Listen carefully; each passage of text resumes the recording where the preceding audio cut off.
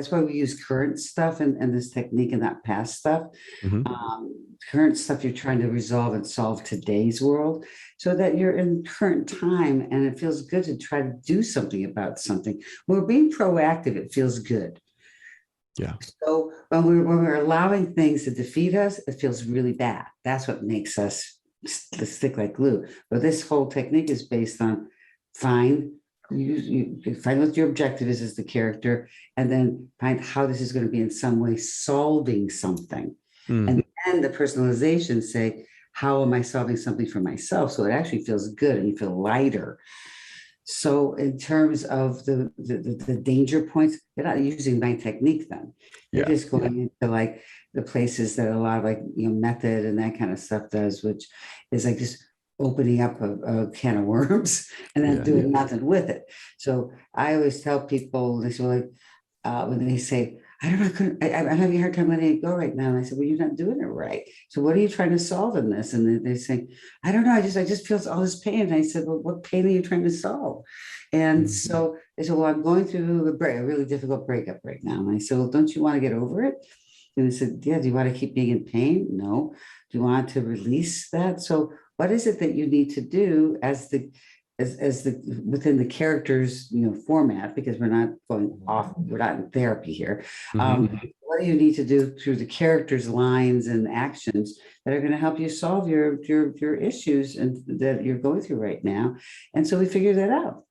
I'm going to make this say within the scene objective is to get my power back. So if you make that person feel this is what it feels like to be me when you do what you do to me. Oh, that feels good, but I gave you that pain. So now this is I'm going to make you feel guilty. It's on your head, not mine. I'm going to make you take the blame so I don't have to. Win. It's a whole win-lose kind of reality. It always feels good to be a winner. So what we're trying to do is solve things from a winner's point of view. So I'm not so it won't be, I want you to feel sorry for me because that's a loser's point of view. Mm. But we don't want to be around people that feel sorry for themselves. And I don't want you to feel sorry for me. Yeah. But people who do want that are not people that we want to spend a lot of time with in real life. And so we certainly don't want to spend money to see them. And I've heard you talk um, about not playing the victim. Mhm. And that's something that I really like that thought. What can you explain that to those who don't know maybe what that means? Well, it means that you've tried to find the power in your pain. And so if you find how the pain or circumstances of your issues that are happening through the dramatic circumstances on the script in the script, that you're making choices that are creating that, like I'm a victim to life circumstances, so I want you to feel sorry for me, or I am a victim to you treating me badly, and so I need to find the strength in that. For example, Laura in Glass Menagerie, she's like a cripple. She doesn't have, she lives at home with her mother.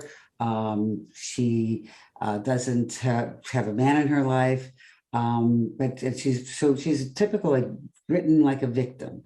But if you really look at how if you look at the writing and why it's so powerful, is because you can take it two ways. You'd say, I'm a victim to life circumstances because I had this disease that gave me a bum leg.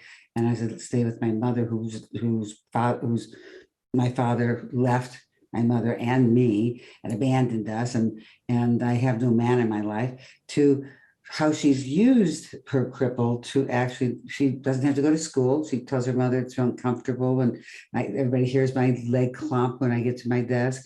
So she doesn't have to go to school because she doesn't want to. So she doesn't want to, and that school is to get a job. She doesn't have to work. She gets taken care of. And the guy she always had a crush on, she gets a date with because her brother feels bad for her that she doesn't have anybody. So she goes out with the man of her dreams and has this beautiful, beautiful, magical evening where they dance and her glass menagerie gets caught up in this whole thing. It's just, so the whole thing is just, we could look at this as being a victim's journey, which we wouldn't want to watch, or a Mhm. victim, or a journey of somebody who's saying, I'm going to take the problems and turn them into how I can win with them. How do I win with things? I always say, take the victim out of being a victim.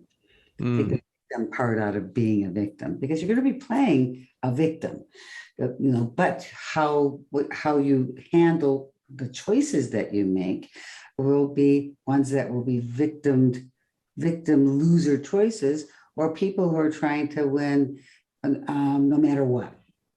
The means Mm. justify the end. I'll do whatever I need to get to win. And we always support a person who tries to win. You don't have to. And it's like the Rocky journey. The Rocky journey is like the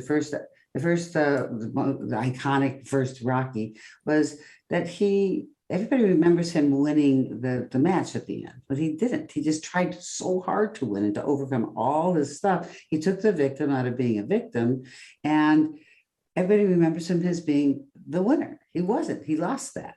Mhm. But because he was trying so hard to be a winner, he became an iconic winner. And in just movie history is considered one of the best movies like ever.